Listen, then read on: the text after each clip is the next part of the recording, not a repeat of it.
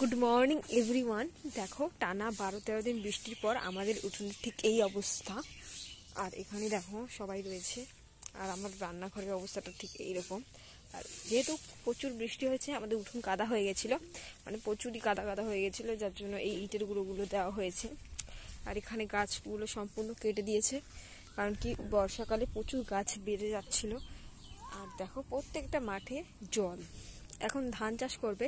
আর আজকে একটু রোদের মুখ দেখা যাচ্ছে, আর ওয়েদারটা জাস্ট দেখো, এই যে এরকম সারা মাঠের জল, কিন্তু আমরাই একটু ভালো আছি।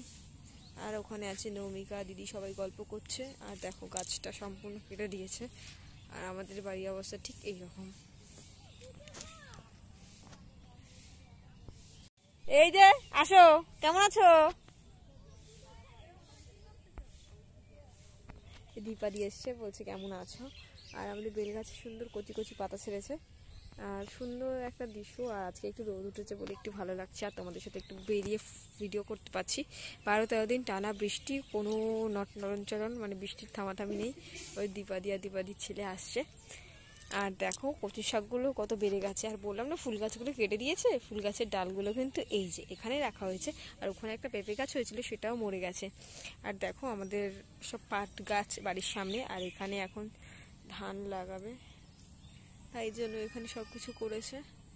আর এখানে কাকিদেরও অনেক গাছপালা কেটে দিয়েছে, আর প্লাস একটা গাছ অ্যাড হয়েছে এখানে। এখানে একটা ডুমো গাছ হয়েছে। কাকিদের বাড়ির অবস্থাটা দেখো, কাদা আর কাদা। কাকিরাও ইট পাতিয়ে দিয়েছে, বেসিক্যালি বাড়ির সবাই ইট পাতিয়ে দিয়েছে। আর এইখানে এই গাছটা এক্সট্রা করে লাগানো হয়েছে, কলা গাছটা এখানে। কোথায় গেছিলে?